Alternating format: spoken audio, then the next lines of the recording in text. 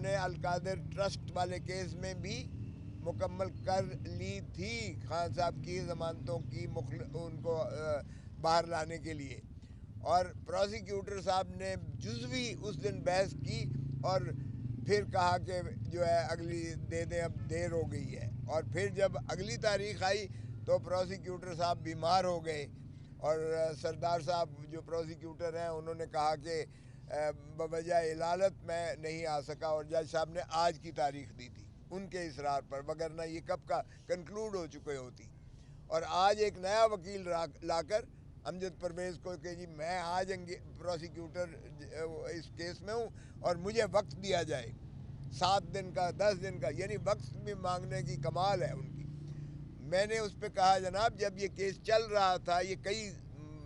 مہینوں سے چل رہا ہے اور میں بحث بھی مکمل کر چکا ہوں، ان کی جانب سے جو پروسیکیوٹر ہیں وہ بھی بحث تقریباً آدھی کر چکے ہیں، تو اس سٹیج پر کیسے ایک نیا وکیل لا کے کھڑا کر سکتے ہیں؟ یہ سوائے اس کے کہ طوالت چاہتے ہیں اور عمران خان کی یہ اسیری میں یہ جو ہے تسلسل چاہتے ہیں، زیادہ سے زیادہ ان کو اندر رکھنا چاہتے ہیں، اس کے علاوہ بدنیتی پر مبنی ہے اور کوئی وجہ نہیں ہو سکتی ہے. بہرکیف جج صاحب نے پھر بھی، میں نے کہا جی آپ صرف انہی کے جج نہیں ہو پروسیکیوٹر کے، آپ منصف بن کے نیوٹرل بیٹھے ہوئے ہو، تو پھر اس کا بھی خیال کیجئے گا. بہرکیف اس کے باوجود میرے اصرار اور اس کے مخالفت، شدید مخالفت کے باوجود ہم نے کہا چلیں آپ لیتے نہیں ہو تو خارج ہی کر دو، کچھ تو کرو، اس کو فیصلہ کرو. لیکن باہرکیف انہوں نے پرسوں کے لیے رکھ دیا ہے. دونوں کیسوں میں خان کے خلاف کوئی شواہد نہیں ہے. القادر ٹرسٹ والے میں وہ 190 ملین سیدھا لندن سے آ کے سپریم کورٹ کے اکاؤنٹ میں آتا ہے، اور سپریم کورٹ سے سیدھا وہ خزانے میں چلا جاتا ہے. ایک دھیلا خان کا نہ تعلق تھا نہ لینا دینا تھا. جو سہاوے میں ملک ریاض نے جو رقبہ دیا وہ ٹرسٹ کے نام ہے، وہاں جو تعمیر کی وہ یونیورسٹی بنی ہوئی ہے، وہ فنکشنل ہے، اور ٹرسٹیز جو ہیں اس میں ان کا کوئی دخل عمل ایک دھیلے کا نہیں ہے، وہ نکال نہیں سکتے ہیں. وہ یہ تو رہا القادر ٹرسٹ کی کیس کی کیفیت. اور جو توشے خانے والا ہے وہ یہ کہتے ہیں کہ گراف جو ہے اس کی حد تک ہے، جو کنگڈم آف سعودی عرب سے جو تحائف ملے تھے ان کی حد تک ہے. ان کا اپریزر جو ہے پرائیویٹ اپریزر کے علاوہ سرکاری اپریزر نے جو ایف بی آر مقرر کیا ہے،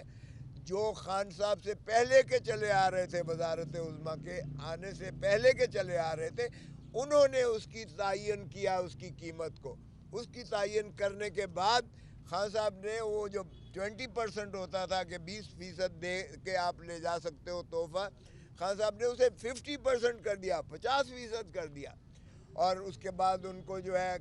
قانون کے مطابق جو ایویلیویشن کی گئی تھی اس کے آدھے پیسے دے کر ان کو دی گئی. اس میں نہ تو کوئی ایسی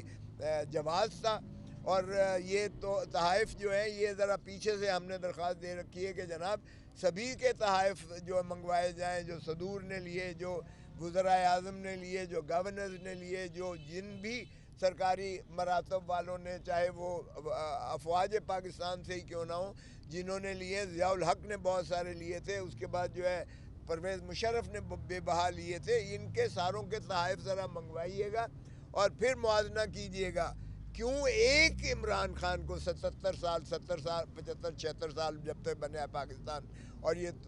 توشہ خانہ کا قانون بھی موجود ہے، مروج ہے، ایک عمران خان پر ہی کیوں اس کا اطلاق کیا جا رہا ہے اور اسی کو پاور سلاسل کیا جا رہا ہے؟ تو توشہ خانہ کے کیس میں بھی ذرا برابر کوئی صداقت یا کوئی ایسا انکریمنیٹنگ کرمنالٹی نہیں ہے جس میں ان کو منسلک کر کے پابا سلاسل رکھا جائے، سوائے اس کے کہ عوامی مقبولیت کو دیکھ کر خائف ہے پی ڈی ایم اور مخالف ساری جماعتیں. صرف ایک ہی ان کا مطمع نظر ہے، کسی طریقے سے خان کو اور خان کی جماعت کو اور خان کے بلے کو یہ جو ہے بیلٹ پیپر کے نشان سے اس کو جو ہے وہ حذف کیا جائے، تاکہ وہ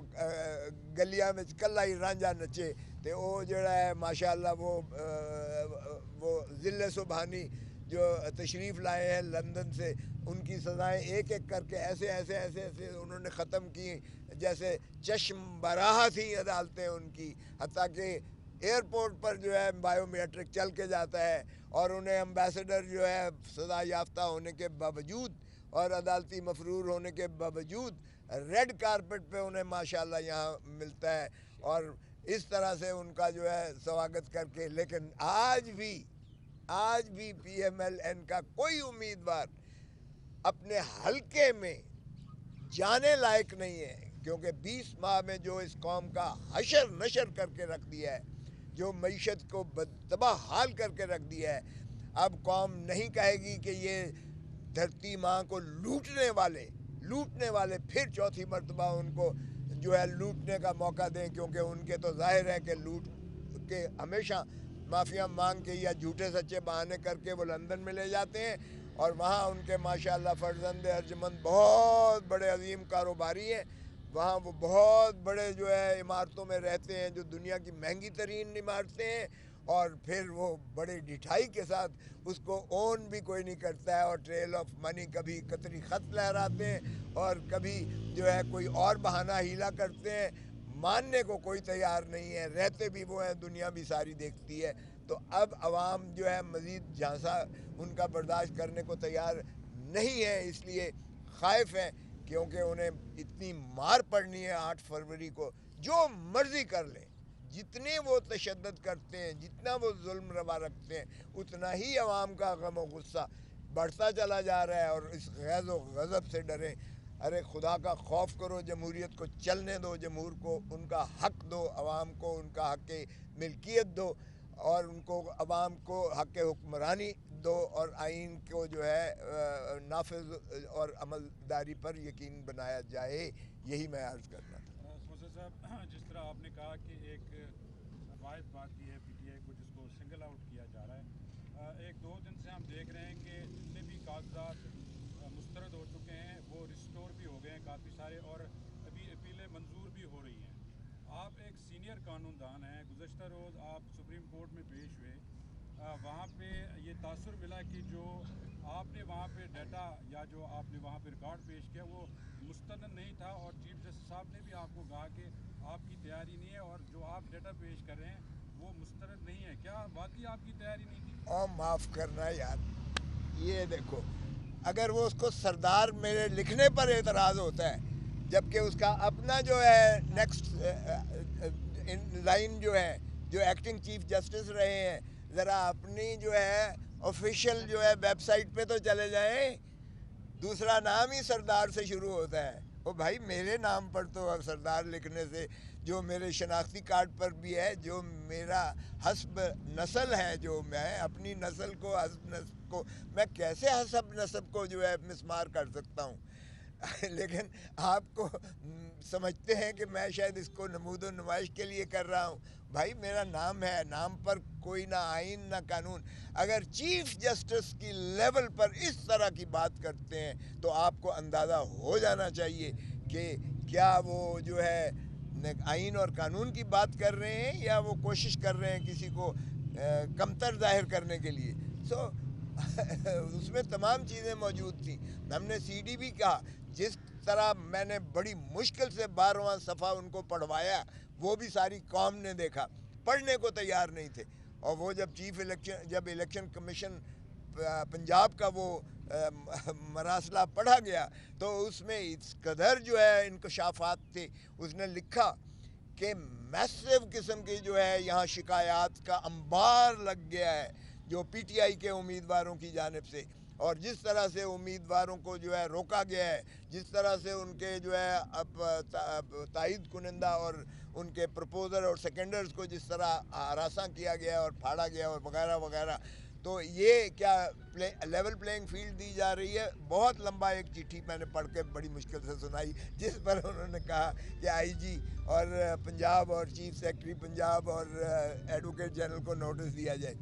باقی ہم نے وہ ساری کی ساری جو ہے لسٹ ہم نے لگائی تھی جن کے اخراج ہوئے تھے، نامینیشن پیپرز خارج. آپ ٹھیک فرما رہے ہیں کہ ان کے بحال ہو رہے ہیں اور ہو جائیں گے انشاءاللہ، ہمیں یقین ہے. اس لیے کہ دیکھیں، آپ اگر پروپوزر اور سیکنڈر کو آنے نہیں دیتے، بلاک کر دیتے، اور پھر آرڈر میں لکھتے ہیں کہ جی وہ آئے نہیں ہیں ہمارے سامنے، اس کی ضرورت نہیں ہے. कानून में इसकी ज़रूरत नहीं है, वकील चला जाता है काफ़ी है, रिप्रेजेंटेटिव चला जाता है काफ़ी है। सो वो तो बहाल होने ही होने हैं, कोई ऐसा संगीन बात हो तो मैं उसकी नहीं करता, लेकिन जो फ्लिमजी ग्राउंड्स पर जिन वजूहात पर जो है खारिज किए गए वो इंशाअल्लाह आप देखेंगे ये बहाल होंगे अदालतों की जानिब से। तो कहा गया, कहना ये कि जी पेश नहीं किया गया, शवाहिद नहीं किए गए, वो हम और भी शवाहिद देते हैं। मैंने कहा यार CD तो देख लें, शवाहिद आजकल आपका ये आंखें दिखाती हैं, ये आप सोशल मीडिया से दिखाते हैं। हमने कहा ये देख तो लें, वो उन्होंने देखना गवारा नहीं किया। अब वहाँ उस बड़े मनसब पर बैठ कर आप जो मर्ज़ी कहते रहें, उसका तो मैं कोई जवाब नहीं दे सकता हूँ, इसलिए कि मैं ख़ुद अदलिया की तकरीम और ताज़ीम में मैं बिलीव करता हूँ कि इनको जो है इन चीज़ों से मावरा। मैंने ये अर्ज़ किया कि जब आपने हुक्म किया, यानी वो जस्टिस मंसूर अली शाह साहब का ऑर्डर है, जब आपने हुक्म किया कि लेवल प्लेइंग फील्ड दें, जब आपने हुक्म किया कि साफ़ और शफाफ इलेक्शन ही रियासत को आगे चलने की ज़मानत होती है, जमहूर को आप जो है उनका हक देने, जब आपने लिखा और इलेक्शन कमीशन को लिखा कि आपकी ये आईनी ज़िम्मेवारी है कि आप इस पर अमलदारी करें, तो मैंने कहा जी क्या सिर्फ चिट्ठी लिख देना कि जी ये हमने जो है नीचे प्रोविंशियल इलेक्शन कमिश्नर्स को लिख दिया है और इसकी तामील और तकमील हो गई है आपके हुक्म की, क्या ये अमलदारी होती है? अमलदारी ये है कि इसको यकीनी बनाना, उस पर अमलदारी करवाना। और इलेक्शन एक्ट में सेक्शन 184, 185, 186, 187 हैं जिसमें वो सज़ा दे सकते हैं, IG को सज़ा दे सकती है इलेक्शन कमीशन, उसको ट्रांसफ़र कर सकती है, चीफ सेक्रेटरी को ट्रांसफ़र कर, डिप्टी कमिश्नर हो, कमिश्नर, जितनी एग्जीक्यूटिव अथॉरिटीज़ हैं सारी पाबंद हैं शफाफ इलेक्शंस में उनके इलेक्शन कमीशन के अहकामात को मानने की। वो सारे अगर धज्जियाँ उड़ा के इस तरह की हरकतें करते हैं तो क्या इलेक्शन कमीशन की वो जिम्मेवारी जो आपने हुक्म दी और उन्होंने एक चिट्ठी कॉस्मेटिक लिख दी, लिप सर्विस कर दी, क्या वो काफ़ी है? तो ये चीज़ें मैंने